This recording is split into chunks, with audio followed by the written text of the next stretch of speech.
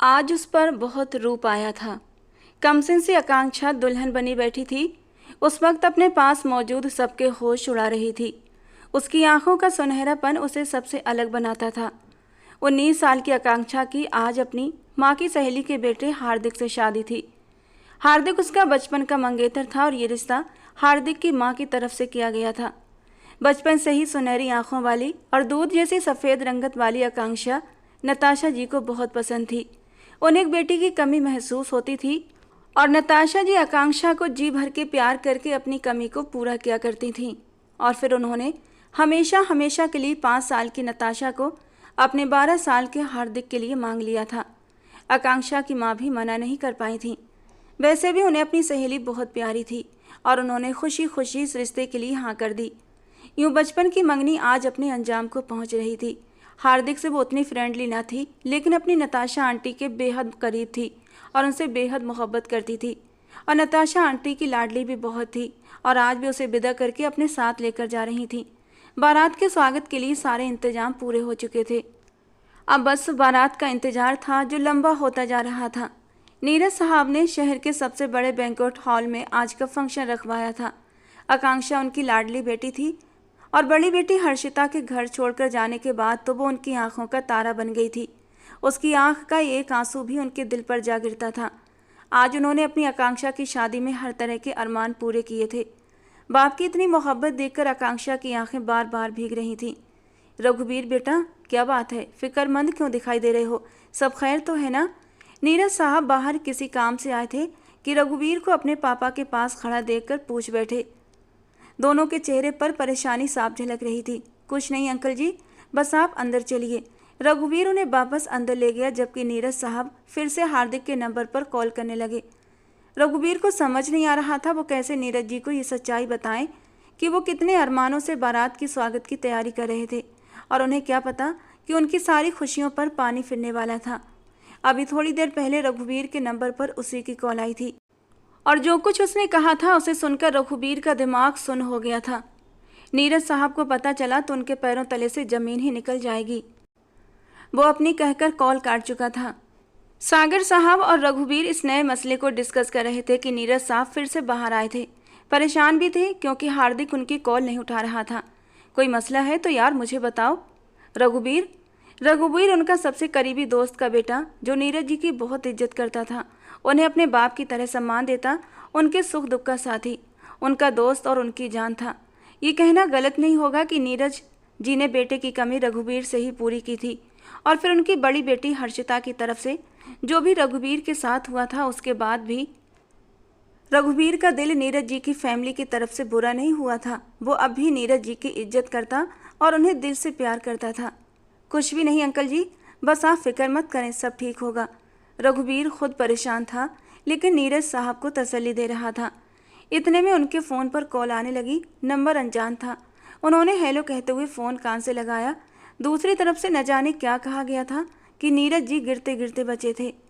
दूसरी तरफ से शायद फ़ोन कट चुका था, क्योंकि नीरज जी हेलो हेलो कर रहे थे और उधर से कोई आवाज़ नहीं आ रही थी। क्या हुआ अंकल जी, सब ठीक तो है ना? रघुवीर ने उनके चेहरे पर हवाइयाँ उड़ती देखी तो सख्त फिक्रमंद हुआ था। वो बारात नहीं ला रहे।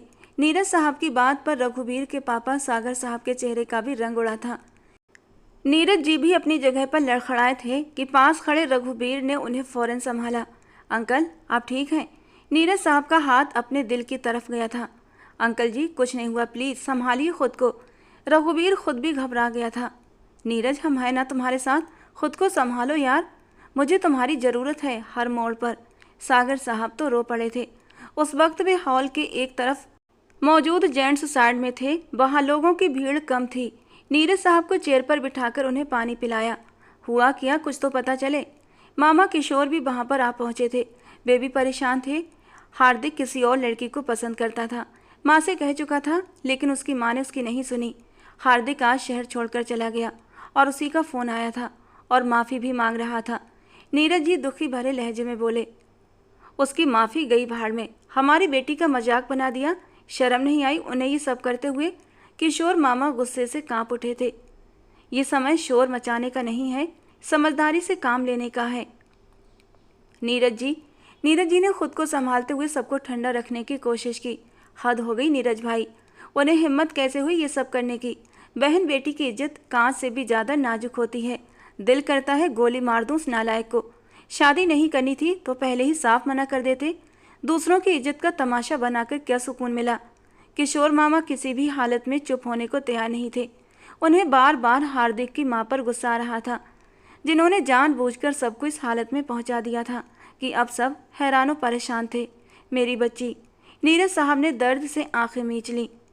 आप चिंता मत करें, बस अपने आप को संभालें और भगवान पर भरोसा रखिए, सब ठीक हो जाएगा। रघुवीर ने नीरज साहब को दिलासा देने की कोशिश की। उनकी उदास आंखें अचानक ही रघुवीर की ओर उठी थीं। नीरज जी की वीरान और उदास आंखों में उम्मीद की एक किरण चमकी थी। क्या तुम करोगे शादी मेरी आकांक्षा से? नीरज साहब की इस बात पर एक पल को वहाँ सन्नाटा छा गया। कुछ पल के लिए कोई कुछ बोल ही नहीं पाया था। रघुवीर ने पथराई हुई आंखों से नीरज साहब की ओर देखा। वो ये क्या कह रहे थे? आकांक्षा तो उससे 11 साल छोटी थी, वो कैसे उससे शादी कर सकता था? जबकि हर्षिता भी। बोलो रघुवीर, क्या करोगे तुम शादी मेरी आकांक्षा से? अपनाओगे उसे? नीरज साहब ने उसका हाथ थामते हुए कहा तो वो मुश्किल से अपने आप को काबू में रखते हुए उठकर खड़ा हुआ था। अंकल जी, आप पर तो मेरी जान भी कुर्बान है, 1 मिनट भी देर न करूं। लेकिन रघुवीर उलझन में पड़ गया था। लेकिन क्या? नीरज साहब अपनी जगह से उठकर खड़े हुए थे। आकांक्षा को मैंने कभी उस नज़र से नहीं देखा अंकल, और इसके अलावा सबसे बड़ी वजह हर्षिता है अंकल जी। आप जानते हैं ना कि मेरी शादी हर्षिता से हो चुकी है और वो मर गई है, वो हम सब के लिए। रघुवीर, तुम जानते हो 2 साल पहले वो घर छोड़कर चली गई थी और आज तक पता नहीं चला कि वो कहाँ है। फिर उसे भूल क्यों नहीं जाते तुम? नीरज साहब ने झुंझलाते हुए कहा था। उन्हें जितनी आकांक्षा अजीज थी, हर्षिता से उतनी ही नफरत थी। वो रघुवीर के नाम के साथ जुड़े होते हुए भी किसी और लड़के के साथ घर से भाग गई थी और आज तक वापस नहीं आई थी। आपकी बात सही है, लेकिन कानून इसकी इजाज़त नहीं देता, और इसके अलावा हमारे धर्म में भी एक वक्त में 2 बहनों से शादी नहीं हो सकती, और हर्षिता को मैंने अब तक तलाक नहीं दी है। रघुवीर ने उन्हें इस गंभीर मसले की ओर इशारा किया था। एक पल के लिए वहाँ सन्नाटा छा गया। रघुवीर, हर्षिता मेरी सगी बेटी नहीं थी। अपनी सगी बेटी आकांक्षा की जिंदगी बर्बाद होने से बचाने के लिए बरसों पुराना राज उन्होंने आज खोल दिया था। क्या मतलब? रघुवीर समेत सब लोग हैरान थे। हर्षिता हमें कहीं से मिली थी। मैं और अनीता हनीमून के लिए दूसरे देश गए थे। वहाँ हर्षिता को कोई हमारे अपार्टमेंट के पास के बाग में छोड़कर चला गया था। हमने उसे वहाँ से उठा लिया। उसके माता पिता को बहुत ढूंढने की कोशिश की, लेकिन कुछ पता नहीं चल सका। वो सिर्फ 1 दिन की थी, जिसे मैंने अपना नाम दिया था। नीरज जी की बात पर सागर जी के चेहरे पर एक मुस्कान आई थी। रघुवीर, ये रहस्य भी सुलझ गया, और तुम्हारे अंकल ठीक कह रहे हैं, तुम्हें भी अब आगे बढ़ना चाहिए। जब हर्षिता ने इस रिश्ते की लाज नहीं रखी और तुम्हें छोड़कर वो अपनी ज़िंदगी में आगे बढ़ गई, तो तुम्हें भी उसका इंतजार नहीं करना चाहिए। सागर जी ने अपने बेटे के कंधे पर हाथ रखते हुए नरम लहजे में कहा। आपकी बात सही है पापा, लेकिन आप जानते हैं आकांक्षा मुझसे कितनी छोटी है? बहुत एज डिफरेंस है। बिल्कुल है, लेकिन इतना ज़्यादा डिफरेंस नहीं है रघुवीर। बहुत छोटी नहीं है वो तुमसे, और कहीं पर भी ये नहीं लिखा कि लड़की ज़्यादा छोटी हो तो शादी नहीं हो सकती। सागर जी भी दोस्त की बात से सहमत हो गए थे। आप समझ नहीं रहे, रघुवीर ने झुंझलाकर कहा था। बस फैसला हो गया है रघुवीर, आकांक्षा से तुम्हारा विवाह अभी और इसी वक्त होगा, वरना मैं तुम्हें जिंदगी भर माफ नहीं करूंगा। सागर जी ने ठोस अंदाज में कहा तो वो होंठ भींचे उन्हें बेबसी से देखने लगा। कुछ ही देर में घर की महिलाओं तक भी ये बात पहुंच चुकी थी कि हार्दिक बारात लेकर नहीं आ रहा। आकांक्षा को तो यकीन ही नहीं आया था उसकी जान से प्यारी आंटी उसके साथ ऐसा कुछ भी कर सकती थी। उसकी आंखों में आंसू आ गए। आगे बढ़कर अपना मोबाइल उठाते हुए उसने अपनी नताशा आंटी को कॉल मिलाई थी। कॉल जा रही थी, लेकिन रिसीव नहीं हो रही थी। 1 बार 2 बार उसने कई बार कॉल लगाई थी, लेकिन हर बार कॉल जाती रही पर किसी ने भी रिसीव नहीं की। आकांक्षा की आंखों से आंसू बुरी तरह डूबने लगे। वो अब भी अविश्वास की हालत में मोबाइल थामे बैठी हुई थी कि उसी पल उसके पापा और सागर जी कमरे में दाखिल हुए थे। आकांक्षा ने खड़े होते हुए उनकी तरफ पथराई हुई निगाहों से देखा था। नीरज जी ने आकांक्षा के सिर पर प्यार भरा हाथ रखा था। बेटा, जो होता है हमेशा अच्छे के लिए होता है। हर चीज़ में भगवान की तरफ से भलाई समझो। वो कभी भी इंसान को उसकी सहन शक्ति से ज़्यादा नहीं आजमाता। भगवान पर भरोसा रखो, उसने बहुत अच्छा सोच रखा होगा और वो यकीनन बेहतर लेकर बेहतरीन देता है। वो ये सब क्यों कह रहे थे? आकांक्षा हैरानी से उन्हें देखने लगी। बेटा, मैंने और तुम्हारे सागर अंकल ने एक फैसला लिया है। उम्मीद करता हूँ तुम मुझे इनकार नहीं करोगी। कैसा फैसला पापा? क्या आज से पहले कभी इनकार किया है? आकांक्षा ने फौरन खुद को संभाल लिया था। बेटा, कुछ ही देर में तुम्हारा विवाह रघुबीर से होगा। उम्मीद करते हैं तुम अपने पापा का सर नहीं झुकने दोगी। क्या? लेकिन पापा, ये आप क्या कह रहे हैं? रघुबीर जीजू, लेकिन वो तो दीदी के। बेटा, अपने दिमाग से उस लड़की को निकाल दो। अब हमारा उससे कोई भी संबंध नहीं है। तभी दरवाजे पर दस्तक हुई थी। किशोर मामू अंदर दाखिल हुए। चलिए भाई, पंडित जी बुला रहे हैं, मुहूर्त का समय निकला जा रहा है। आकांक्षा अपने पापा को मना करना चाहती थी, लेकिन वहाँ सबकी मौजूदगी में उसके हाथ पांव बंध गए। वो चाह कर भी अब मना नहीं कर पा रही थी। उसने अपने पापा की ओर एक नज़र डाली, जिनकी निगाहें उसी पर टिकी हुई थीं। आकांक्षा को लगा जैसे उसके साथ जबरदस्ती की जा रही थी। दिल पर पत्थर रखकर उसने खुद को शादी के लिए राजी किया था। बेजान वजूद के साथ वो मंडप में जाकर बैठ चुकी थी, जहाँ पंडित जी शादी के मंत्र दोहरा रहे थे। जैसे जैसे पंडित जी कहते जा रहे थे वो करती गई। उसने एक नज़र उठाकर भी रघु की ओर नहीं देखा था। कुछ ही देर में शादी संपन्न हुई थी। नीरज साहब ने अपनी बेटी को सीने से लगाया। बेटा, आज मुझे तुम पर गर्व है। मेरी बेटी मेरा मान है। भगवान तुम्हें हमेशा खुश रखे। वो उसे दिल से आशीर्वाद देते हुए बाहर चले गए। आकांक्षा ने चेहरा छुपाकर रोना शुरू कर दिया। क्यों क्यों मेरे साथ ऐसा हुआ? मेरे नसीब में वही शख्स क्यों आया जो अधूरा है? क्या उसकी ज़िंदगी में ऐसा हमसफ़र नहीं आ सकता था जो पूरा का पूरा आकांक्षा का होता, तन और मन दोनों से? हाँ, वो शख्स अधूरा था। उसकी पत्नी आकांक्षा की बहन थी जो उसे छोड़कर चली गई थी, और वो शख्स जो उससे बेहद मोहब्बत किया करता था, जिसकी वो खुद भी गवा रही थी। अब उसी शख्स को अपने पति के रूप में कैसे स्वीकार करती? उसकी हिचकियाँ बन गईं। लेकिन अब शादी हो चुकी थी। बधाई और शुभकामना की आवाज़ें उठीं तो आकांक्षा का दिल बुरी तरह धड़क उठा। वो अपनी तमाम जिम्मेदारी और हक उस शख्स के नाम करवा चुकी थी जिसे उसने हमेशा भाई जैसा समझा था। लेकिन वक्त ने क्या खेल खेला था। कुछ देर बाद उसे बाहर ले जाकर रघुबीर के साथ बिठाया गया। उसके चेहरे पर जालीदार घूंघट डाल दिया गया था। सबको पता चल चुका था कि आकांक्षा की बारात नहीं आई और अब वो अपनी बहन के पति रघुबीर के साथ विदा हो रही थी।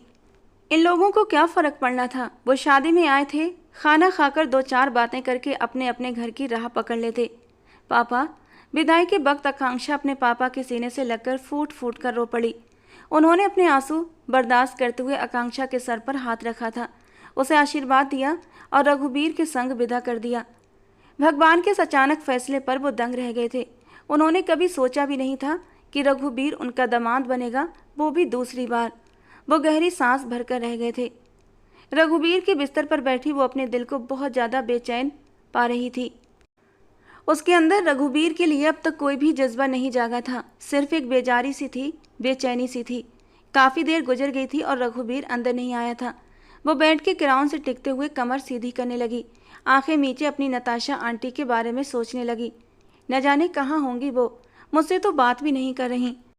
आकांक्षा की आंखें फिर से आंसुओं से भरने लगी थीं। आंटी जी, मैं कैसे रहूँगी आपके बिना? मैं तो खुश थी इतना कि आपके साथ पूरी ज़िंदगी रहूँगी। लेकिन वो सिसक उठी थी। उसी पल रघुबीर गुस्से से दरवाज़ा खोलते हुए अंदर दाखिल हुआ था। उसका चेहरा बेहद सपाट था। उसने एक भी नज़र आकांक्षा पर नहीं डाली थी। वो सीधे अंदर आता अपने कबर्ड की ओर बढ़ गया था। अपना ड्रेस निकालता वो जोर से कबर्ड को बंद करता बाथरूम में घुस गया। उफ, ये इतना नाराज़ क्यों है? नाराज़ ना हो तो क्या हो, जैसे मेरे साथ ज़बरदस्ती हुई वैसे ही उनके साथ भी हुई होगी। आकांक्षा ने अफसोस से सिर नामे हिलाया। ठंडे पानी से शावर लेकर वो बाहर निकला तो बहुत निखरा निखरा सा लग रहा था। घने काले खूबसूरत बाल माथे पर बिखर रहे थे जो उसे और भी खूबसूरत बना रहे थे। आकांक्षा ने चोरी से एक नज़र उस पर डाली थी। वो 30 साल का एक बहुत ही खूबसूरत नौजवान था। उसका व्यक्तित्व बेहद रौबदार था। गेहुआ रंग, तीखे नए नक्श, चेहरे पर हल्की शेव और माथे पर हमेशा 2 बल पड़े रहते थे। अपने ऊपर नज़रों की तपिश महसूस करते हुए रघुबीर ने आईने में बिस्तर पर बैठी आकांक्षा को देखा, जो उसकी नज़रें पड़ते ही घबराकर अपनी नज़रें झुका गई थी। रघुबीर सिर झटकता बिस्तर की ओर बढ़ा। उसका लहंगा एक तरफ फैलाया गया था जो कि बिस्तर पर रखा हुआ था। वो इसे किनारे करता हुआ बिस्तर पर आधा लेट गया और अपनी आंखें बंद करके माथे पर बाजू रख लिया। आकांक्षा तो उसके अंदाज और रवैये को देखती रह गई। अचानक उसे अपनी बेइज्जती का एहसास हुआ। उसे उम्मीद नहीं थी कि रघुवीर उसे इस कदर बेइज्जत करेगा। उसे इग्नोर करके, जब इन्हें मेरी परवाह नहीं तो मुझे भी इनकी परवाह नहीं। मैं कौन सा अपनी मर्जी से उनकी ज़िंदगी में शामिल हुई हूँ। बड़बड़ाती हुई वो गुस्से से अपना लहंगा समेटती हुई बिस्तर से नीचे उतरी। सारे जेवर उतार कर ड्रेसिंग टेबल पर फेंकने वाले अंदाज में रखे। अपने सिर से भारी दुपट्टा उतार कर एक तरफ कुर्सी पर रखते हुए वो शीशे में अपने नाजुक और मोम जैसे वजूद को देखने लगी। बहुत खूबसूरत लग रही हो आज। दूल्हा भाई की तो खैर नहीं, आज तो चारों खाने चित्त होंगे। इतनी खूबसूरत और कम उम्र बीवी मिली है दूल्हे को, उसके तो वारे न्यारे हो जाएंगे। अलग अलग जुमले उसके कानों में गूंजने लगे थे तो वो सिर झटकती हुई अपना लहंगा संभाल कर कबर्ड की ओर बढ़ी, लेकिन वहाँ तो उसका कोई भी सूट नहीं था। कुछ सोचते हुए वो पलटी। उसका सारा सामान तो आज सुबह ही नताशा आंटी के घर पहुँचा दिया गया था। फिर यहाँ वो सिर पकड़कर वहीं एक सोफे पर बैठ गई। उसकी मम्मी और रघुवीर की मम्मी दोनों ही इस दुनिया में नहीं थीं, वरना वो रघुवीर की मम्मी से कोई सूट ले लेती, लेकिन इतने भारी लहंगे में उसे नींद आनी मुश्किल थी। अब अगर अपना कमरा होता तो वो आराम से सब बदल लेती। अब यहाँ किसे कहे। वो शख्स जिसने अंदर आते ही उससे बात तक नहीं की थी और अब आंखें बंद किए बेपरवाह अंदाज में लेटा हुआ था, जैसे वो कमरे में अकेला था। उसे कुछ भी कहना आकांक्षा को अपनी तौहीन लग रहा था। काफ़ी वक्त गुजर गया, कब तक बैठी रहती। रघुवीर तो शायद सो चुका था, ऐसा आकांक्षा को महसूस हो रहा था। एक काम करती हूँ, इन्हीं का कोई ड्रेस पहन लेती हूँ। सुबह पापा से कहूँगी कि सारा सामान भिजवा दें। वो कुछ सोचते हुए फिर से कबर्ड की ओर बढ़ी और वहाँ से बहुत सोच समझकर एक ट्राउज़र और एक जिप वाली टी शर्ट निकालकर बाथरूम का रुख किया था। फ्रेश होकर बाहर आई तो ट्राउज़र को उसने ऊपर तक फोल्ड कर रखा था, लेकिन टी शर्ट बेहद ढीली थी और जिप भी काफ़ी नीचे तक खुली थी। वी गले की शेप में उसकी टी शर्ट उसके हसीन नाजुक वजूद को उभार रही थी। उसने शर्ट को खींचकर दुरुस्त किया, एक नज़र सोए हुए रघुवीर पर डाली और उसके पास जाकर बिस्तर के एक तरफ लेटते हुए डरते डरते उसे देखा, जबकि रघुवीर की पोजीशन में जरा भी बदलाव नहीं आया था। आकांक्षा ने दूसरी ओर करवट लेते हुए अपनी आंखें मूंद लीं। अभी उसे आंखें बंद किए 2 ही मिनट हुए थे कि कमरे में अचानक अंधेरा छा गया और आकांक्षा का दिल जोर से धड़क उठा। उसे अंधेरे से डर लगता था और सभी को पता था कि वो अंधेरे से घबराती है। बेकाबू होकर वो रघुवीर की ओर करवट लेकर उसका बाजू जोर से पकड़ गई। रघुवीर जो मुश्किल से आंखें बंद किए सोने की कोशिश कर रहा था, अचानक अपने बाजू पर दबाव महसूस करते चौंका और आंखें खोलकर आकांक्षा की ओर देखने लगा, लेकिन अंधेरा होने की वजह से उसे कुछ समझ नहीं आया। लाइट चली गई थी शायद और यूपीएस खराब था। रघुवीर शादी की तैयारियों में इतना व्यस्त रहा कि उसे यूपीएस ठीक करवाने का ख्याल ही नहीं आया।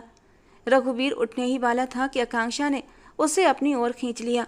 वो घबराकर उसके ऊपर गिर पड़ा। ये क्या बदतमीजी है, छोड़ो मेरा हाथ। वो गुस्से से भड़क उठा।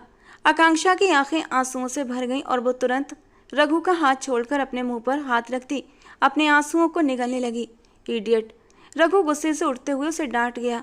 दरवाजे तक पहुंचा ही था कि आकांक्षा के ऊंचे ऊंचे रोने की आवाज़ पर वो घबराकर उसकी ओर आया था। क्या हुआ, रो क्यों रही हो? वो गुस्सा दबाते हुए झुंझलाया था। आकांक्षा को उसके पास आने का एहसास हुआ तो वो तुरंत उसके सीने से लग गई थी। रघुवीर तो जैसे सांस लेना ही भूल गया था। उसकी नाजुकी वो अपने सीने पर आराम से महसूस कर सकता था। वो पूरी तरह से स्तब्ध हो गया था। पहली बार कोई लड़की उसके इतना करीब आई थी और वो तो हैरान रह गया था। हर्षिता उसकी पत्नी रह चुकी थी, वो उसे पसंद भी करता था, लेकिन आज तक रघुवीर ने कभी उसका हाथ तक नहीं थामा था। गले लगाना तो बहुत दूर की बात थी। और वजह थी, हर्षिता और रघुवीर की सिर्फ शादी हुई थी, विदाई नहीं हुई थी। शादी बड़ी ही जल्दबाजी में हुई थी क्योंकि नीरज जी को हार्ट अटैक हुआ था और वो अपनी ज़िंदगी से मायूस हो गए थे। ऐसे में उन्हें अपनी दोनों बेटियों की फिक्र हुई थी। भले हर्षिता उनकी अपनी सगी बेटी नहीं थी, लेकिन फिर भी उन्होंने हर्षिता को अपनी सगी बेटियों की तरह ही पाला था। और हर्षिता बड़ी थी तो जिम्मेदारी भी उसी की थी और सबसे पहले उसी की जिम्मेदारी निभानी थी। ऐसे में उन्हें रघुवीर ही नजर आया था और उन्होंने तुरंत सागर जी से बात कर ली। रघुवीर तो दिलो जान से राजी था क्योंकि वो हर्षिता को पहले दिन से ही पसंद करता था, लेकिन फिलहाल उस समय शादी करके हर्षिता को अपने घर लाकर उसके खर्चे उठाने के लिए तैयार नहीं था, क्योंकि जो कुछ था उसके पापा का था और वो नहीं चाहता था कि उसकी बीवी के खर्चे उसके पापा उठाएं। वो खुद अपने कदमों पर खड़ा होना चाहता था। और जब यही बात उसने नीरज जी और सागर जी के सामने रखी तो बहुत सोच समझने के बाद ये तय पाया गया कि अभी फ़िलहाल शादी कर देते हैं। विदाई तब होगी जब तुम अपने कदमों पर खड़े हो जाओगे। और रघुबीर मान गया था। उसे और क्या चाहिए था। यूँ दोनों की शादी हो गई थी। एक जायज़ रिश्ते में जुड़े होने के बावजूद भी कभी रघुबीर ने हर्षिता के करीब होने की कोशिश नहीं की थी। उसने अपने सारे जज्बात एक ख़ास समय के लिए बचा कर रखे थे। लेकिन यहाँ तो अब मामला ही उलट गया था। आकांक्षा बेधड़क बिना किसी झिझक के उसके साथ लगी कांप रही थी। रघुबीर ने गला तर करते हुए धीरे से उसे पीछे हटाना चाहा तो वो और भी जोर से उसे चिपक गई। रघुबीर दिल की धड़कनों को संभालता अपनी आंखें मजबूती से बंद कर गया था। वो जितना उसे दूर होने की कोशिश कर रहा था वो उतना ही नज़दीक आती जा रही थी और रघुबीर के लिए उतनी ही मुश्किलें खड़ी कर रही थी। आकांक्षा प्लीज़ दूर रहो। रघुबीर को अपनी ही आवाज़ शायद सुनाई नहीं दे रही थी। कम उम्र, खूबसूरत और सिर्फ पहली रात की दुल्हन के सौंदर्य के सामने रघुबीर जैसा मजबूत इरादों वाला इंसान भी अपने जज्बातों पर काबू खो रहा था। उसके शरीर की नरमी को वो अपने दिल की धड़कनों में गूंथा महसूस कर रहा था जो उसे और उसकी ओर खींच रही थी। मुझे अंधेरे से डर लगता है। जब भी कमरे में अंधेरा होता है मुझे ऐसा लगता है जैसे कोई मुझे घूर रहा है। मुझे बहुत डर लगता है। वो उसके सीने में मुंह छुपाकर बुदबुदाई थी। अच्छा प्लीज़ दूर होकर बात करो। मैं यहीं हूँ, कहीं नहीं जा रहा। रघुबीर ने इस बार खुद पर काबू पाते हुए उसे थोड़ा सा पीछे हटाया। वो कांपती हुई थोड़ा पीछे हुई लेकिन रघुबीर का बाजू नहीं छोड़ा। आकांक्षा मैं यहीं हूँ, छोड़ो भी। रघुबीर ने इस बार झल्लाते हुए कहा तो आकांक्षा ने हाथ पीछे हटा लिया। रघुबीर ने मोबाइल उठाकर उसकी टॉर्च ऑन की तो आकांक्षा की रुकी हुई सांस बहाल हुई। लाइट क्यों चली गई अचानक? आकांक्षा ने होश में आते हुए कहा। लाइट चली गई है तो चली गई, इसमें इतना सोचने वाली क्या बात है? रघु ने माथे पर बल डालते हुए कहा। कुछ देर पहले की कोमलता कहीं भी नजर नहीं आ रही थी। आपके घर तो यूपीएस है ना? आकांक्षा ने धीरे से पूछा। हाँ है, लेकिन ख़राब है। मोबाइल पर कोई नंबर डायल करते हुए बिना उसकी ओर देखे जवाब दिया। वो किसी को कॉल कर रहा था कि यूपीएस ठीक करवा दे।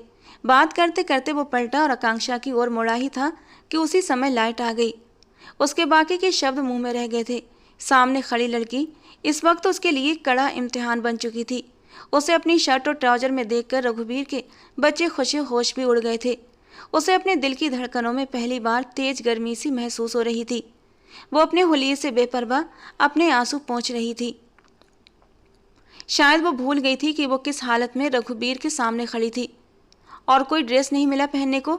रघुबीर ने खुद पर काबू पाते हुए अपनी नज़रें फैलीं। रघुबीर की बात पर आकांक्षा की सांस थमी। झट से खुद को देखा तो अपने सीने पर क्रॉस बनाते हाथ बांध लिए।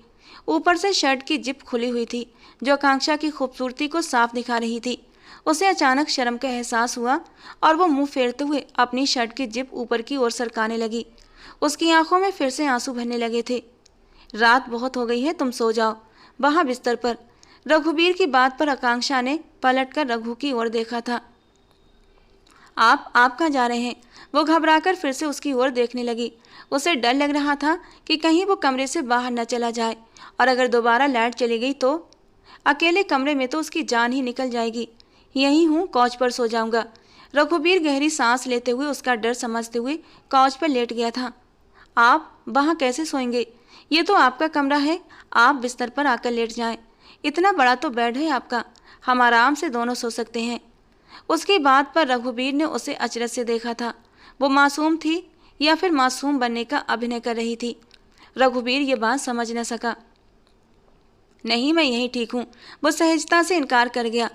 आपको वहाँ नींद आ जाएगी? आकांक्षा को उसकी न जाने क्यों फिक्र हो रही थी, पता नहीं। आंखें मीचे वो कुछ देर पहले के लम्हों को सोचने लगा जब बेकाबू होती आकांक्षा उसके सीने से लग गई थी। वो अब तक उसका स्पर्श अपनी धड़कनों में महसूस कर रहा था। बिस्तर पर सोने के आदी हैं आप प्लीज़ इधर आ जाएं बिस्तर पर। अगर मेरे यहाँ होने से समस्या है तो मैं कौच पर चली जाती हूँ, आकांक्षा ने समझौते भरे अंदाज में कहा। तो रघुबीर ने उसे घूरा। तुम चुप करके सो नहीं सकती? अब आवाज़ ना आए तुम्हारी, वरना मैं साथ वाले कमरे में चला जाऊंगा। रघुबीर की धमकी असरदार साबित हुई। अब दोबारा वो नहीं बोली थी। काफ़ी वक्त बीत गया था। वो जागती रही। उसकी खातिर रघुबीर ने लाइट भी बंद नहीं की थी, जबकि रोशनी में उसे नींद नहीं आती थी। फिर भी वो आकांक्षा के लिए समझौता कर गया था। क्यों, समझ नहीं पाया। ऐसा नहीं हो सकता। रघुबीर सिर्फ मेरा है, कोई उसे मुझसे छीन नहीं सकता। वो मेरा है, पूरी तरह से मेरा। मैं उसे किसी और का होने नहीं दूंगी। मेरा पति है वो, मैं उसके विवाह में हूँ। विदाई नहीं हुई तो क्या हुआ, लेकिन हूँ तो उसकी पत्नी। वो कैसे कैसे मेरी ही बहन से शादी कर गया। वो जानता है कि दो बहनों से एक ही समय में शादी नहीं हो सकती। फिर कैसे कर ली उसने शादी। हर्षिता चिल्ला रही थी। जब से उसे पता चला था कि रघुबीर ने आकांक्षा से शादी कर ली है, उसके भीतर की जलन से भरी औरत जाग गई थी। वो जो 2 साल पहले घर छोड़कर भाग गई थी, तो उसकी वजह वो विनय था, जिसने उसे एक रात के लिए इस्तेमाल करके फेंक दिया था। वो वापस नहीं जा सकी, और वजह उसका नाजायज बच्चा था, जिसे उसने इस दुनिया में लाया था। वो 2 साल से मीनाबाई के आसरे पर रह रही थी, और जहाँ वो उनके लिए किलम में रूप बदलकर नाचती थी और उनके लिए पैसे कमाने वाली मशीन बन गई थी। हर्षिता को बच्चे का बहुत देर से पता चला था। उसने गर्भपात करवाने की कोशिश की थी, लेकिन डॉक्टरों ने मना कर दिया। माँ और बच्चे दोनों की जान को खतरा था। मजबूरन बात डिलीवरी तक पहुँच गई थी। बच्ची कमज़ोर थी। डिलीवरी के बाद उसे निगरानी के लिए इनक्यूबेटर में रखा गया था। उसे उस बच्ची से नफरत थी, क्योंकि वो नाजायज़ थी, पर अपने अंदर से ममता को नोच कर फेंक न सकी। उस बच्ची की खातिर सब कुछ भुलाकर उसकी देखभाल करने लगी। उसका फिगर वापस से फिर अपनी शेप में आ गया तो वो किलम में 1-2 बार नाच भी चुकी थी, पर इस पूरे अरसे में एक पल के लिए भी रघुबीर से अपनी नज़रें नहीं हटाई थीं। उस पर 24 घंटे नज़र रखवाई हुई थी उसने। अभी अभी उसके मुखबिर ने उसे कॉल पर रघुबीर की शादी की सूचना दी थी, और वो आपे से बाहर हो गई थी। उसे तो कल तक यही पता था कि आकांक्षा की शादी हार्दिक से हो रही थी, लेकिन सुबह होते ही सब कुछ अचानक कैसे बदल गया। वो सिर्फ मेरा है। हर्षिता ऊंची आवाज में चिल्लाई कि उसकी 1 साल की नन्ही बच्ची सोते से जाग गई। उस वक्त हर्षिता को उसकी आवाज़, उसका रोना बहुत गुस्सा दिला गया था। सुनीता, सुनीता, वो ऊंची आवाज़ में चिल्लाई। जी बीबी जी, इस मनहूस को यहाँ से लेकर जाओ, मुझे इसके रोने से गुस्सा आ रहा है, हर्षिता ने सख्त लहजे में कहा। तो सुनीता ने तुरंत नन्ही गुड़िया को अपनी गोद में भरा और कमरे से बाहर ले गई। रघुबीर सिंह, तुम सिर्फ हर्षिता के हो, तुम्हें बेवफाई करने का हक मैं कभी नहीं दूंगी। वो पक्का इरादा लिए कबर्ड की ओर बढ़ी थी। अब उसने पूरी प्लानिंग के साथ वापस जाने की ठान ली थी, लेकिन वो अपनी बेटी को यहीं छोड़कर जाने वाली थी, बल्कि उसके अस्तित्व को ही छुपाकर रखना चाहती थी, क्योंकि उसकी बच्ची उसके लिए कमज़ोर कड़ी साबित हो सकती थी, और वो अपने साथ कोई भी कमज़ोर कड़ी लेकर नहीं जाना चाहती थी। मीना को उसने अपनी बेटी सौंप दी थी। उसी ने उसकी परवरिश की जिम्मेदारी उठा ली, और आने वाले कल में वो उस बच्ची से दुगना वसूल करने का इरादा भी रखती थी। पर हर्षिता को अब इन सब बातों से कोई मतलब नहीं था। वो ममता जो 1 साल पहले जागी थी, अब कहीं गुम हो गई थी। उसे अब अपने असली रूप में लौटना था, जो कि रघुबीर सिंह की बाहें और उसका कमरा था, जिस पर हर्षिता को आज भी लगता था सिर्फ उसका हक है। सुबह वो आँख खुली तो आकांक्षा को एक पर्ची मिली थी, जिस पर रघुबीर ने उसके लिए एक पैगाम छोड़ा था। तुम्हारे सारे कपड़े कबर्ड में रखे हैं, कोई भी ड्रेस पहन लेना। पापा सुबह 7 बजे नाश्ता कर लेते हैं, तुम उन्हें ज्वाइन कर लेना। मैं नहीं होऊंगा, कुछ काम से जा रहा हूँ। ये पढ़कर आकांक्षा ने सुकून से अंगड़ाई ली थी, जैसे बरसों बाद सुकून की नींद ली हो। फिर लंबी सांस छोड़ती वो कबर्ड की ओर बढ़ी। रघुबीर के कपड़ों के साथ ही दूसरी तरफ उसके लिए बहुत ही खूबसूरत ढेर सारे ड्रेस रखे थे। ये सब मेरे तो नहीं, मैंने तो नहीं खरीदे। ये कहाँ से आए? शायद इन्होंने ऑनलाइन मंगवाए होंगे। खुद ही अंदाज़ा लगाते हुए उसने एक हल्का काम वाला सूट निकाला और बाथरूम की ओर बढ़ गई। फ्रेश होकर बाहर आई तो सागर साहब नाश्ते की टेबल पर उसका इंतजार कर रहे थे। गुड मॉर्निंग अंकल जी, वो बहुत प्यार से कहते हुए उनके पास एक कुर्सी पर बैठ गई। आकांक्षा बेटा, मैंने रमजू से कहकर नाश्ता बनवाया है, अगर अच्छा ना लगे तो कल अपनी पसंद का बनवा लेना। सागर साहब ने उसके गुड मॉर्निंग का जवाब देते हुए मोहब्बत से कहा। अरे नहीं अंकल जी, मुझे बता देते, मैं बना देती, वो शर्मिंदगी से बोली। अरे बेटा, तुम नई नवेली दुल्हन हो और अच्छा लगता है क्या तुमसे काम करवाते?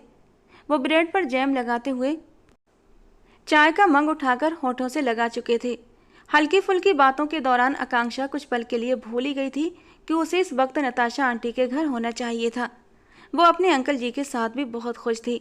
आकांक्षा बच्चे, मुझे खुशी है कि तुमने हालात के साथ समझौता कर लिया।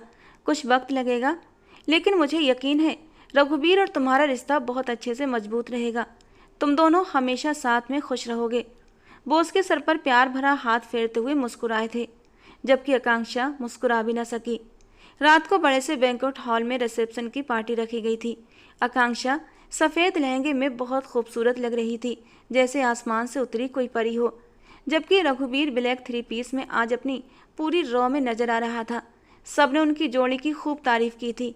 अपने पापा से मिलकर वो बहुत खुश हुई थी और नीरज साहब ने बहुत बड़ा केक मंगवाकर उन्हीं से केक कट करवाया था। पूरा हाल तालियों से गूंज उठा था। केक कटते ही हर तरफ शोर मच गया था। केक काटते हुए उस कपल ने एक दूसरे को खिलाया। उसी पल उनकी नज़रों का टकराव हुआ था कि रघुवीर को रात के बीते लम्हे फिर से याद आने लगे। वो 19 साल की लड़की उसके होशो हवास पर छा गई थी। तभी किसी के वहां आने से सब लोग चौंक उठे थे।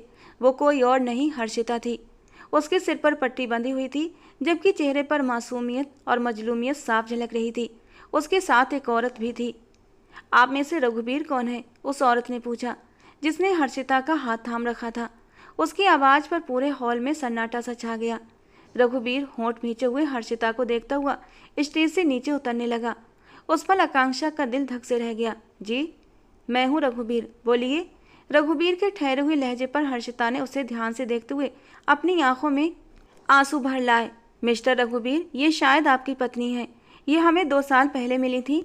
हमारी गाड़ी से इनका एक्सीडेंट हो गया था। इनका बहुत इलाज करवाया। इन्हें आराम तो मिल गया था, लेकिन इनकी याददाश्त चली गई थी और आज 2 साल बाद इनके सिर पर फिर से चोट लगी और इनकी याददाश्त लौट आई है। इन्होंने मुझे आपके घर का पता दिया। मैं इन्हें आपके घर लेकर गई थी, पर वहाँ से मुझे शादी हॉल का पता मिला, तो सोचा आपकी अमानत आपको लौटा दूँ। वो लड़की जैसे रटा रटाया सबक सुना रही थी। पूरे हॉल में मौजूद लोगों ने उसकी बात पूरे होने तक ध्यान से सुनी थी। रघुवीर की गंभीर चुप्पी पर सबकी नज़रें टिकी थीं। सब जानना चाहते थे कि अब आगे क्या होगा। कौन हर्षिता? मैं किसी हर्षिता को नहीं जानता, प्लीज़ जाएं यहाँ से। वो सपाट अंदाज में बोलता हर्षिता को अंदर ही अंदर जलते तवे पर बिठा चुका था। रघुवीर, उसने वापस स्टेज की ओर कदम बढ़ाए थे कि हर्षिता ने तड़प कर उसे पुकारा। वो ठिठका था, लेकिन मुड़ा नहीं। क्या मुझसे खफा हो, नाराज हो? मैं तो तुम्हारी पत्नी हूँ ना, तुम्हारे विवाह में। पापा। अचानक उसकी नज़र नीरज साहब पर जा ठहरी और वो भागती हुई उनके सीने से लग गई। पापा, मुझे माफ़ कर दें। मैं अपने घमंड और जिद में घर छोड़कर चली गई थी, लेकिन भगवान ने मुझे सख्त सजा दी। मेरा एक्सीडेंट हुआ और मेरी याददाश्त ही चली गई और मैं इतना वक्त आप लोगों से दूर रही। वो बिलख बिलख कर रो पड़ी। नीरज साहब के पास उसे दिलासा देने के लिए कुछ भी नहीं बचा था अब। पूरा घर इस समय पूरी खामोशी में डूबा हुआ था। हर्षिता की अचानक वापसी पर सब खामोश थे। रघुवीर छाती पर हाथ बांधे दीवार के सहारे खड़ा था, जैसे सारे मामले से उसका कोई भी लेना देना ना हो। नीरज साहब भी इस समय अपने दोस्त के घर पर ही थे। कोई ना कोई फैसला तो लेना ही था, ताकि सबकी ज़िंदगी में सुकून आ सके। हर्षिता ने गलत वक्त पर एंट्री ली थी। उसका आना किसी को भी अच्छा नहीं लगा था। वो सच कह रही थी या झूठ, कोई नहीं जानता था। सब लोग शक के घेरे में घिरे हुए थे, क्योंकि जब हर्षिता घर से गई थी तो एक लेटर छोड़कर गई थी, जिसमें उसने साफ लिखा था कि वो रघुवीर के साथ अपनी ज़िंदगी शुरू नहीं कर सकती। उसे अपने पति के रूप में स्वीकार नहीं कर सकती। किसी और से प्यार करती है और वो ये घर छोड़कर जा रही है। और अब अचानक उसका आना और अपने एक्सीडेंट और याददाश्त के जानने की कहानी सुनाना। सब लोग अजीब दोराहे पर खड़े थे, लेकिन असली फैसला तो रघुवीर को ही लेना था, जो पूरी तरह चुप था। रघुवीर, तुम कुछ कहते क्यों नहीं? इस तरह चुप क्यों हो? सागर साहब ने बेटे को चुप देखकर उसे बोलने पर उकसाया। पापा, फैसला तो 2 साल पहले ही हो चुका था। अब कोई फैसला नहीं होगा। वो दीवार का सहारा छोड़कर सीधा खड़ा हो गया। ऊपर रेलिंग पर अपने हाथों की मुट्ठियां जमाए खड़ी आकांक्षा खुद पर जोर डालकर नीचे का मंजर देख रही थी। हम कुछ समझे नहीं। सागर साहब की बात पर रघुवीर ने अपने पिता को गहरी और घायल नज़रों से देखा। मेरे लिए ये लड़की अब अस्तित्व में है ही नहीं। आप जो भी फैसला करना चाहें करें, आई डोंट केयर। वो सर झटकता हुआ सीढ़ियों की ओर बढ़ा था। रुक जाओ रघुवीर। हर्षिता की पुकार पर उसके कदम रुके थे। तुम मुझे यूँ छोड़कर नहीं जा सकते, जबकि ये भी जानते हो कि मैं कितने बड़े हादसे का शिकार हुई। फिर भी तुम मेरे लिए इतने सख्त लफ्ज़ कैसे इस्तेमाल कर सकते हो? हर्षिता ने उसका बाजू थामा, जिसे रघुवीर ने उसी पल जोर से झटक दिया और सख्त अंदाज में पलटा। दूर रहकर बात करो, खबरदार जो मुझे छुआ भी तो। वो इतने सख्त लहजे में गुर्राया कि हर्षिता सहमकर 2 कदम पीछे हट गई। ऊपर खड़ी आकांक्षा को देखते हुए उसके भीतर एक आग दहक उठी थी। तुम्हें अब मैं बुरी ही लगूंगी रघुवीर, क्योंकि तुमने एक नए जवान हुस्न का स्वाद चख लिया है। अब तुम्हें मुझ में क्या कर शक नजर आएगा? अब तो तुम्हें सामने खड़ी वो लड़की ही अपने साथ। अपनी घटिया बकवास बंद करो तुम। रघुबीर फिर से गुस्से में दहाड़ा। दोबारा मेरे मुंह मत लगना तुम। उंगली उठाते हुए चेतावनी दी। तुम मेरी जगह मेरी बहन को कैसे दे सकते हो रघुबीर, जबकि मैं तुम्हारी पत्नी हूँ। तुम आकांक्षा से शादी कैसे कर सकते हो? ये शादी जायज नहीं, गैर कानूनी है। तुम्हें आकांक्षा को छोड़ना होगा, वरना मैं पुलिस में जाऊंगी और तुम्हारे खिलाफ एक्शन लूंगी। हर्षिता अपने ही कहे जा रही थी। ओ अच्छा, तो एक ही समय में 2 शादियां नहीं हो सकती? तो तुम्हें यहाँ किसने बुलाया? 2 साल से तुम गायब थी, बिना किसी को कुछ भी बताए, बिना कहे तुम गायब हो गई थी। 2 साल तक इंतजार किया तुम्हारी जगह किसी को नहीं दी। लेकिन अब जब हालात के चलते वो लड़की मेरे नाम के साथ जुड़ चुकी है, तो मैं उसके साथ नाइंसाफी नहीं करूँगा, समझी तुम? और किस शादी की बात कर रही हो तुम? शादी तो ख़त्म हो चुकी है, क्योंकि इतना तो मैं भी जानता हूँ कि एक शादी के बाद दूसरी शादी गैर कानूनी है। इसीलिए मैंने पहले ही सारा इंतजाम कर लिया था। और अगर तुम्हें लगता है कि अभी तक तुम मेरी पत्नी हो, तो ये गलतफहमी दूर कर लो। आकांक्षा से शादी से पहले तुम्हारे तलाक के कागजों पर मैं साइन कर चुका था। अब 1 मिनट से पहले यहाँ से दफ़ा हो जाओ। रघुबीर की बात पर हर्षिता का चेहरा सफ़ेद पड़ गया। उसे यकीन नहीं आया कि रघुबीर उसे ऐसे तलाक दे देगा। तुम ऐसा नहीं कर सकते। मेरी बहन को तुम मेरी जगह नहीं दे सकते। वो पागलपन के अंदाज में चिल्लाते हुए रघुबीर के कॉलर तक पहुंच गई थी। रघुबीर ने उसके हाथ अपने कॉलर से झटक दिए। अपनी हद में रहो, मैं औरत पर हाथ नहीं उठाता, पर तुम मुझे मजबूर कर रही हो कि तुम्हें धक्के मार कर घर से बाहर निकालूं। रघुबीर के सख्त लहजे पर हर्षिता की आंखें आंसुओं से भर गईं। तुम ये सब इसलिए कह रहे हो ना क्योंकि मैं 2 साल से घर से गायब रही, वरना तो तुम मुझसे ही मोहब्बत करते थे ना? फिर वो मोहब्बत क्या हुई रघुबीर? वो तड़पते हुए पूछ रही थी। भाड़ में गई मोहब्बत, मेरे लिए इज्जत से बढ़कर कुछ भी नहीं। इतना कहते ही रघुबीर वापस पलट गया। क्या मुझे माफ़ नहीं कर सकते? एक आखिरी कोशिश आंसुओं के साथ की गई थी। माफ़ी गलती की होती है, गुनाह की नहीं। वो इतना कहकर सीढ़ियाँ चढ़ता चला गया, जबकि हर्षिता वहीं फूट फूट कर रो पड़ी।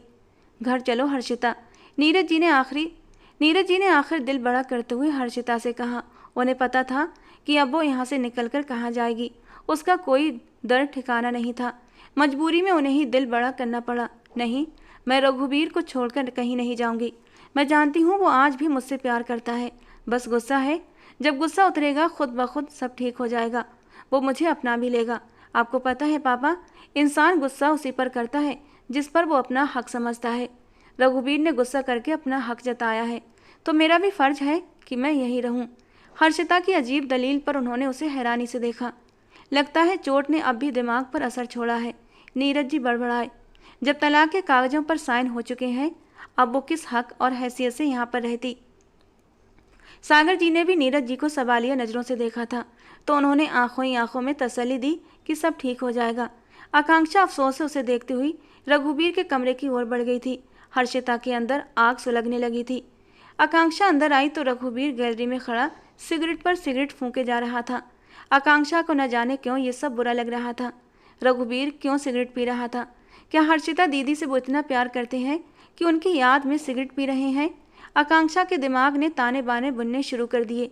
पलटकर एक नज़र गैलरी में खड़े रघुबीर पर डाली, जो बहुत खामोशी से तारों भरे आसमान को देख रहा था। आकांक्षा ने खुद पर काफ़ी देर जब्त किया, फिर उठती हुई गैलरी की तरफ आते एक पल में रघुबीर के हाथ से सिगरेट लेकर दूर फेंक दी। रघुबीर ने चौंक कर उस कमसिन हसीना को देखा था, जो कितने हक से उससे सिगरेट छीन चुकी थी। आपको अगर टेंशन है तो उस टेंशन का हल सोचिए, ना कि सिगरेट पी पी कर रातें गुजारे। वो सख्त लहजे में अपनी बात कहती पलटी थी कि रघुबीर ने उसकी कमर में हाथ डालकर उसे अपने करीब कर लिया। क्या चाहती हो तुम? क्यों बार बार मेरे करीब आती हो? मेरे जज्बात भड़काने, आग लगाने आती हो? दूर रहो मुझसे मिसेज आकांक्षा रघुबीर, वरना मेरी आग की लपटें तुम तक पहुंची तो तुम्हारी ये नन्ही सी जान सहन नहीं कर पाएगी। जान से जाओगी। वो उस पर अपनी सांसों की तपिश छोड़ता गंभीर लहजे में बोलते हुए एक झटके से उसे छोड़ता फिर से सिगरेट सुलगाने लगा था और अब लंबे लंबे कश लेने लगा। आकांक्षा ने उसे सिगरेट लेते हुए अपने मुंह की तरफ ले जाना चाही कि रघुबीर एकदम चौंकते हुए उसकी इस हरकत पर गुस्सा होते उससे सिगरेट छीन गया। ये क्या बदतमीजी है? होश में तो हो तुम? रघुबीर के माथे पर बल पड़े। क्यों? आप पी सकते हैं, मैं नहीं पी सकती। बौहें उठाकर पूछती वो रघुवीर को तप आ गई थी। अच्छा, ये लो पियो। रघुवीर ने सिगरेट उसे थमा दी। आकांक्षा एक पल उस सिगरेट को देखती रही और फिर रघुवीर को देखने लगी। अगले ही पल सिगरेट मुंह से लगाते हुए सांस अंदर की ओर खींचा था, पर उसी वक्त आकांक्षा को जबरदस्त खांसी शुरू हो गई। उसे सांस लेना दूभर हो गया। रघुवीर की तंज भरी नजरें आकांक्षा पर टिकी हुई थीं। खांस खांस कर उसका बुरा हाल हो गया था, यहाँ तक कि अब तो उसकी सांस भी फूलने लगी थी। उसकी हालत देखकर उसे उस पर तरस आया था और अगले ही पल उसकी कमर में हाथ डालकर वो उसे अपनी सांसों से भी करीब ले गया और उसके नरम नाजुक से होठों को अपने दहकते होठों की कैद में लिया था। उसकी सांसों का तालमेल अब आकांक्षा को अपने होठों पर महसूस हो रहा था। तो उसकी लाल आंखों ने पल भर में ही रघुवीर के चेहरे का चक्कर लगाया, जो बिना पलक झपके उसे ही देख रहा था और अपनी सांसें दे रहा था। आकांक्षा अपने होठों पर उसके होठों का स्पर्श पाकर जी जान से कांपी थी। कौन सी खांसी, कहाँ की खांसी, वो सब कुछ भूल चुकी थी। याद था तो सामने वाले का नरम गरम स्पर्श, जो आकांक्षा के सामान्य होते ही अचानक से तीव्र हो गया था। आकांक्षा ने उसकी शर्ट दोनों मुट्ठियों में दबाते हुए उस तीव्रता को बमुश्किल सहा था। नीचे बगीचे से गुजरती हुई हर्षिता ने यह नज़ारा देखकर अपने अंदर भूचाल महसूस किया। वे दोनों इतनी जल्दी एक रात में कैसे एक दूसरे के करीब आ गए थे। हर्षिता के तो पैर ही लड़खड़ा गए। कितना पैशनेट किस कर रहा था रघुवीर उसे। ये भी ध्यान नहीं दिया कि वे इस वक्त कमरे में नहीं, गैलरी में खड़े हैं। सभी की नज़रें न सही, घर वालों की नज़र तो उस पर पड़ ही सकती थी। आकांक्षा थोड़ा पीछे हटने लगी, लेकिन रघुवीर ने उसकी कोशिश नाकाम कर दी और आकांक्षा ने गहरी सांस लेते हुए अपना सिर उसके सीने पर टिका दिया। रघुवीर के चेहरे को धीमी मुस्कान ने छुआ था। इस तपते सहरा को ठंडा करना आकांक्षा के हाथ में ही था। उसके चारों ओर अनायास अपनी बाहों का घेरा बनाते हुए वो आंखें बंद कर गया, जबकि हर्षिता गुस्से से वहां से निकल गई। अब वो किसी दूसरे तरीके से बड़ा प्लान बनाकर दोनों को अलग करना चाहती थी, लेकिन ये नहीं जानती थी जब मिलाने वाला हर मोड़ पर साथ हो तो कोई कुछ बिगाड़ नहीं सकता। आकांक्षा ने अपना ड्रेस बदला और बिस्तर की ओर कदम बढ़ाए। उसे अब रघुवीर से डर लगने लगा था। जिस तरह वो उसके होठों से चिपका था, उसे डर था कहीं वो पूरा का पूरा चिपक न जाए। और आज तो वो बेड पर ही लेटा था। आकांक्षा ने अपने कदम कौच की ओर बढ़ाए। बेड पर आओ आकांक्षा, बिना उसकी ओर देखे उसने उसे बुलाया। आकांक्षा अचानक घबराकर चौंकी थी। नहीं, मैं कौच पर ही। एक बार की कही बात तुम्हें सुनाई नहीं देती? समझ नहीं आती? यहाँ आओ बेड पर।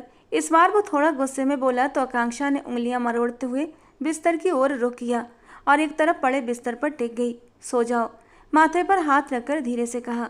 वो झट से लेट गई, लेकिन हर 2 मिनट बाद पलटकर वो रघुवीर को देखती। क्या सच में वो सो रहा है? आकांक्षा, आखिर तुम्हारी प्रॉब्लम क्या है? न तुम सो रही हो और न तुम मुझे सोने दे रही हो। कल तो बहुत बहादुर बन रही थी कि हम एक ही बेड शेयर कर सकते हैं, तो अब क्या प्रॉब्लम है तुम्हें? आखिरी बार वार्न कर रहा हूँ, अगर तुम 2 मिनट में नहीं सोई तो मेरा वो रूप देखोगी कि मुझसे पनाह मांगोगी। गंभीर आवाज में कहते हुए वो उसे डरा गया था। लाइट्स ऑफ की तो आकांक्षा ने सिहर कर उसे देखा। उसके डर को देखते हुए रघुवीर ने साइड लैंप जलाया। रघुवीर ने भी उसकी तरफ करवट ली थी। सो जाओ आकांक्षा, मेरे साथ साथ अपने लिए भी मुश्किलें खड़ी मत करो यार, अभी तुम बहुत छोटी हो। वो धीमे लहजे में फुसफुसा रहा था। उसकी बात आकांक्षा को बहुत बुरी लगी थी।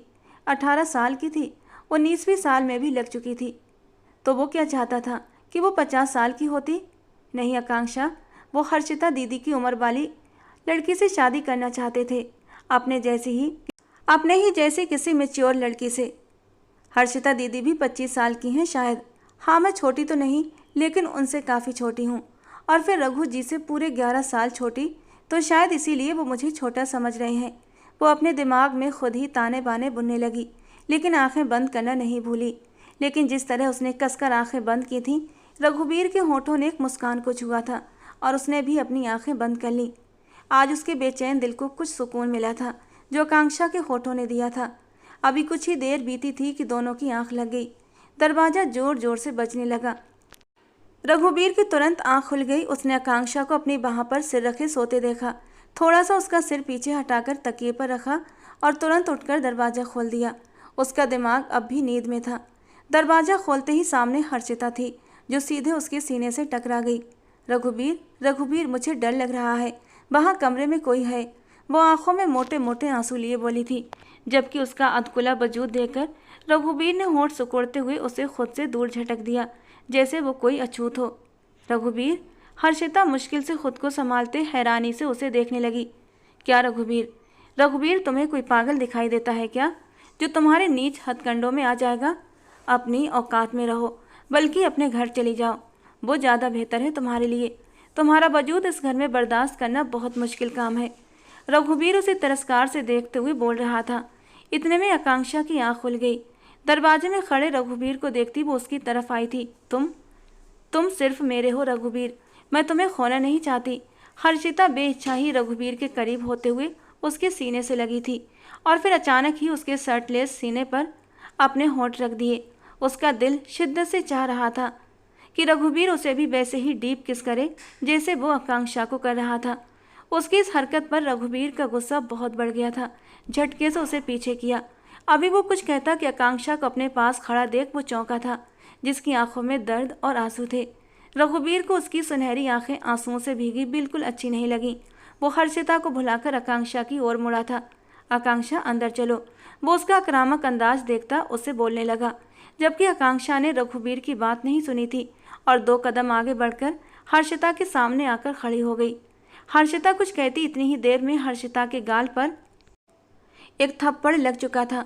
हर्षिता ने गाल पर हाथ रखकर हैरानी से अपनी छोटी बहन को देखा। शर्म नहीं आती आपको?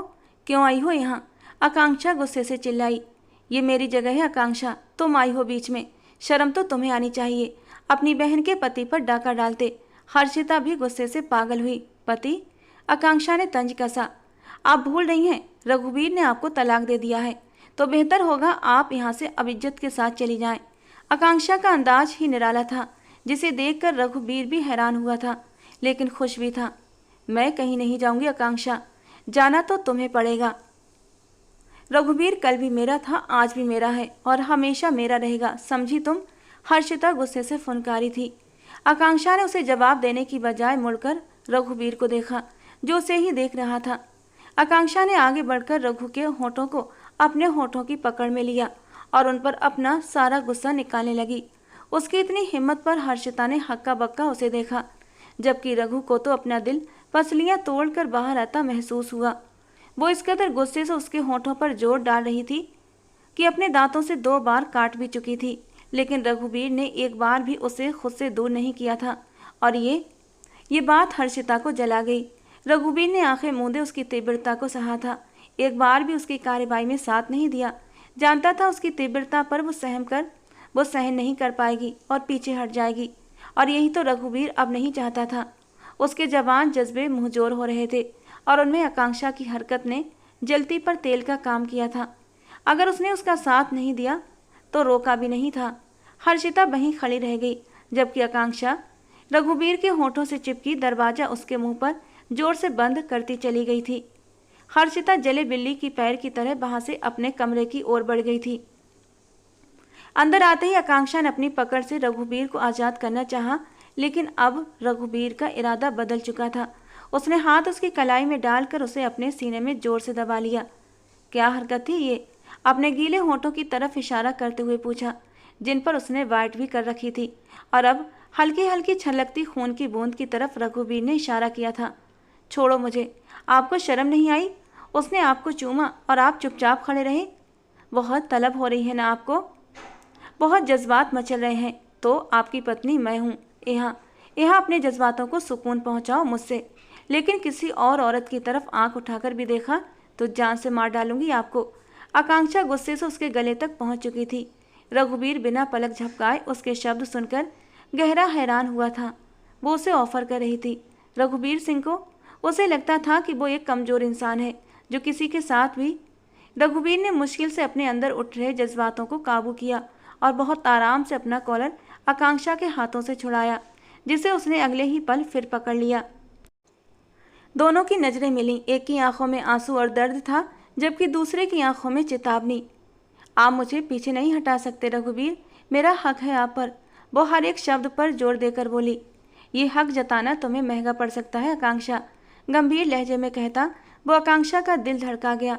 आकांक्षा की पकड़ अपने आप ढीली हो गई थी। रघुवीर ने उसके हाथ अपनी पकड़ में लेते हुए अपने गले के चारों ओर लपेट दिए। अपने हाथों को उसकी नाजुक कमर पर रखते हुए वो उसे थोड़ा ऊपर की ओर उठाकर अपने चेहरे के सामने लाया और आकांक्षा का सारा खून उसके चेहरे पर सिमट कर आ चुका था। मेरी तलब पूरी करने की ताकत है तुम में, वो उसकी नाक से नाक रगड़ता, आंखों में नशा लिए पूछता उसकी बोलती बंद कर गया। वो तो भावनाओं में आकर डायलॉग बाजी कर रही थी, लेकिन रघुवीर तो सच में भावनाओं में आ गया था। उसका अंदाज देखकर आकांक्षा को खतरे की घंटी सुनाई दी। वो पीछे हटना चाही, लेकिन रघुवीर की पकड़ से खुद को छुड़ा न सकी। रघुवीर ने उसे कमर से पकड़कर खींचा और अपने सीने से लगा लिया। उसकी धड़कनों का शोर वो अपने सीने में महसूस कर रहा था। बहुत शोर मचा रही हैं ये धड़कनें, क्यों ना इनका शोर बहुत करीब से सुना जाए। वो अचानक उसे अपनी बाहों में भरकर बिस्तर पर ले आया। उसका बदलता अंदाज आकांक्षा की रीढ़ की हड्डी में सनसनी दौड़ा गया।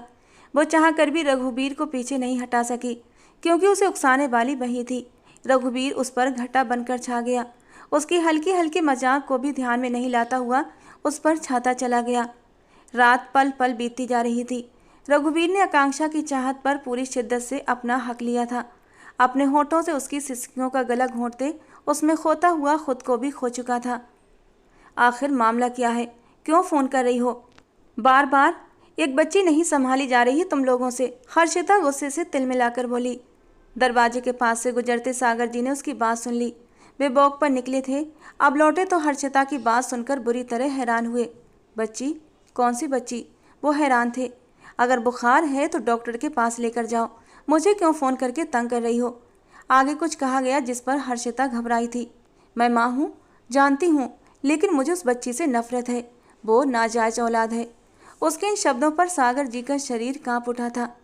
मरती है तो मर जाए, जान छूटेगी मेरी उस गंध से, हर्षिता ने गुस्से से कहते कॉल काट दी। अपने पीछे सागर जी को खड़ा देखकर वो बुरी तरह चौंकी।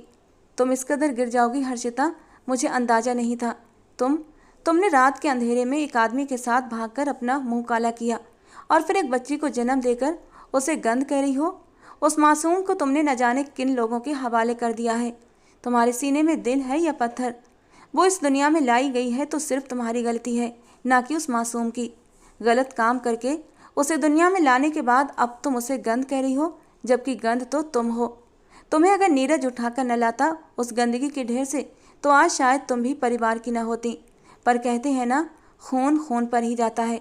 तुम खुद नाजायज़ थी, कोई तुम्हें पैदा करते ही फेंक गया था और तुमने भी अपनी परवरिश आग में झोंककर अपने काम को ऐसे दोहराया जैसे इतिहास दोहराता है। तुम्हारे लिए सिर्फ अफसोस होता है हर्षिता, सच में अफसोस। सागर जी ने उसकी तरफ नफरत से देखा। अंकल मेरी बात सुनिए, ऐसा कुछ नहीं। आपने जो सुना वो सच नहीं है। वो बच्ची मेरी नहीं। हर्षिता फिर से झूठ बोलने लगी।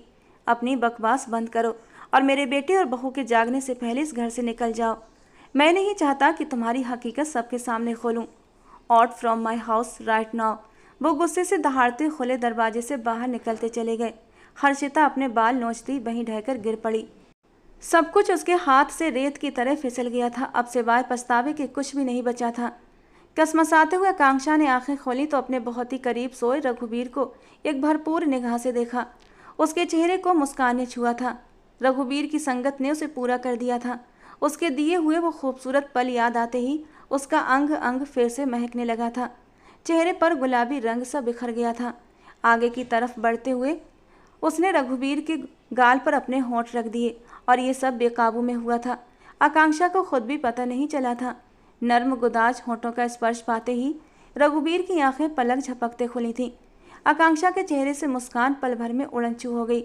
इससे पहले कि वो उठकर भागती, रघुवीर ने उसे कमर से पकड़कर अपनी धड़कनों से भी ज़्यादा करीब कर लिया। रघुवीर की वाइट शर्ट में थी वो।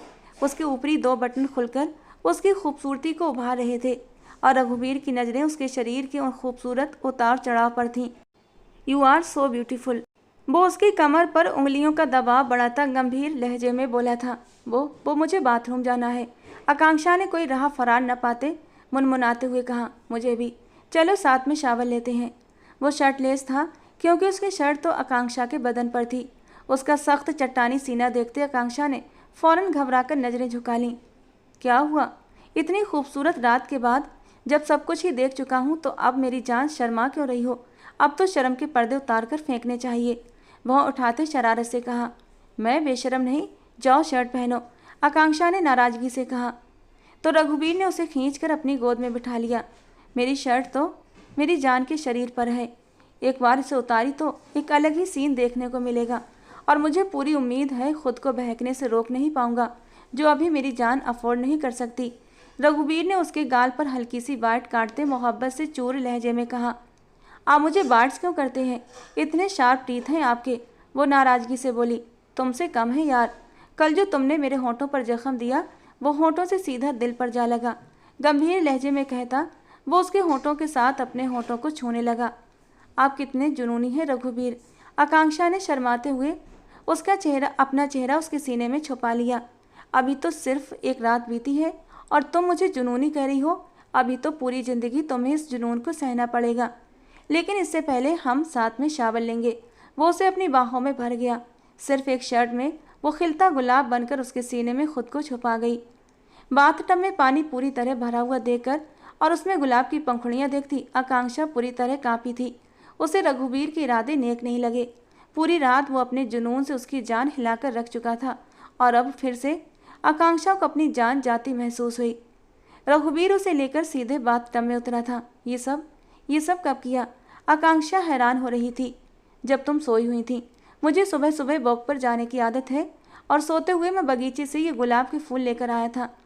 बाथटब से टिका हुआ वो खुद को हर पर्दे से आज़ाद करते हुए आकांक्षा को अपने और भी करीब करता उसके होठों पर फोकस करने लगा। आप कब जागे? मुझे तो पता ही नहीं चला। बुरी तरह घबराए हुए अंदाज में सवाल आया। मैं सोया ही कब था कि जागूं? वो उसकी नाक के साथ नाक जोड़ता उसकी इकलौती शर्ट भी उसके तन से अलग कर गया।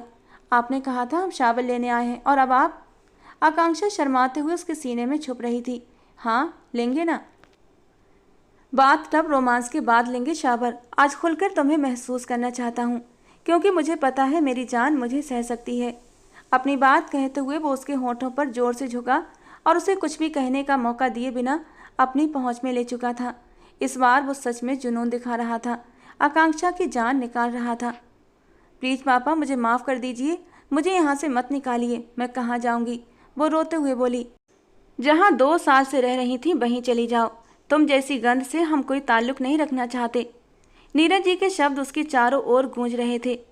वो बेध्यान होकर सड़क पर दौड़ी चली जा रही थी कि अचानक एक कार ने उसे जोर की टक्कर मारी थी और वो उछलती हुई दूर जाकर गिरी। उसके सिर और माथे से खून बहने लगा। उसने आखिरी 2 हिचकियाँ लीं। गंद का ढेर, यही शब्द उसके होठों पर थे अपने लिए। और फिर उसकी आंखें बंद हो गई थीं। पापा, आपको उसे अंकल जी के घर भेजना था, रघुवीर चिंता से बोला। वहीं भेजा था, लेकिन तुम्हारे अंकल ने भी उसे घर से निकाल दिया। वो इस काबिल नहीं थी बेटा कि उसके साथ कोई भी रिश्ता रखा जाता। मैं नहीं चाहता कि तुम दोनों की हंसती खिलखिलाती दुनिया को उसकी गंदी नज़र लगे। वो मुंह फेर कर बोले थे। पापा, आपको अपने भगवान पर भरोसा होना चाहिए। रघुवीर, तुम उसकी तरफदारी ना करो तो बेहतर है। तुम कुछ नहीं जानते वो कितनी बड़ी झूठी है। उसने क्या किया है तुम जान जाओ तो।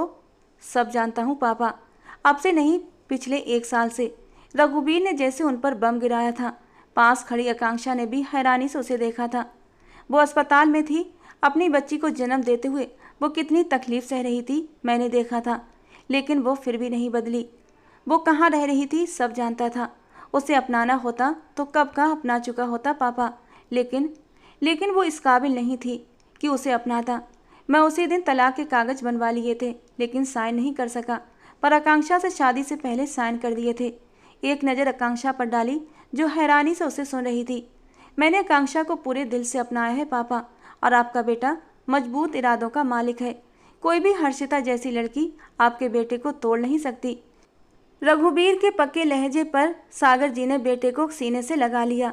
उन्हें अपने बेटे के संस्कारी और मजबूत होने पर गर्व था। आकांक्षा की आंखों में आंसू बहने लगे। सागर जी ने उसे भी अपने सीने से लगा लिया। बस बेटा, बस, रोना नहीं। जो गुजर गया उसे भूल जाओ, अपनी ज़िंदगी को खूबसूरती से आगे बढ़ाओ। सागर जी के नंबर पर कॉल आने लगी तो वो कॉल रिसीव करने के लिए बाहर निकल गए। ये सुनो, इधर आओ। रघुवीर ने एक सिंगल सोफे पर विराजमान होते हुए हाथ के इशारे से आकांक्षा को अपने पास बुलाया। वो खफा होकर उसे देखती उसके पास जाकर खड़ी हुई। उसने 1 साल तक उससे सब कुछ छुपाया था। रघुवीर ने उसे खींचकर अपनी गोद में बिठाया। मेरी जान नाराज है? पकड़ते हुए वो अपनी तरफ मोड़ते उसके गाल पर हाथ की हथेली फिराते हुए गंभीर लहजे में बोला, तुम्हें मुझे बताना चाहिए था। लेकिन उसमें कोई ख़ास बात नहीं थी जो बताता, और वैसे भी जिन लोगों की मेरी ज़िंदगी में कोई हैसियत नहीं होती मैं उनके बारे में सोचता भी नहीं। उसके गालों पर अपने होठों की ट्रेसिंग करता वो उसे चढ़ाने पर मजबूर कर गया। रघुवीर, ये रूम नहीं है। वो उसकी बेबाक तबीयत से एक ही रात में अच्छी तरह वाकिफ़ हो गई थी। अच्छा, तो मेरी जान को रूम में जाना है, चलो फिर। रघुवीर ने तुरंत उसे गोद में उठा लिया तो आकांक्षा घबराकर उसे देखने लगी। वो इतना रोमांटिक होगा, आकांक्षा को क्या पता था।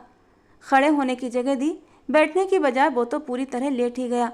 रघुवीर उसे कमरे में लाते हुए दरवाज़ा अंदर से लॉक कर गया। उसे पता था अपनी जान को कैसे काबू में करना है। तेरे मिलने से जैसे हर अधूरापन पूरा हो गया। दिल जो खाली था बरसों से, वो तेरा होकर जगा। तेरी हंसी में सुकून है, तेरी बातों में बहारें हैं। तू पास आया तो जैसे दिल की सब दीवारें हटीं। तेरे बिना जो अधूरा था आज वो मुकम्मल हुआ। इश्क अब ख्वाब नहीं, हकीकत का सिलसिला हुआ। तेरे लम्हों में मैं खुद को भूल जाया करता हूँ। तेरी आंखों में मैं अपना घर पाया करता हूँ।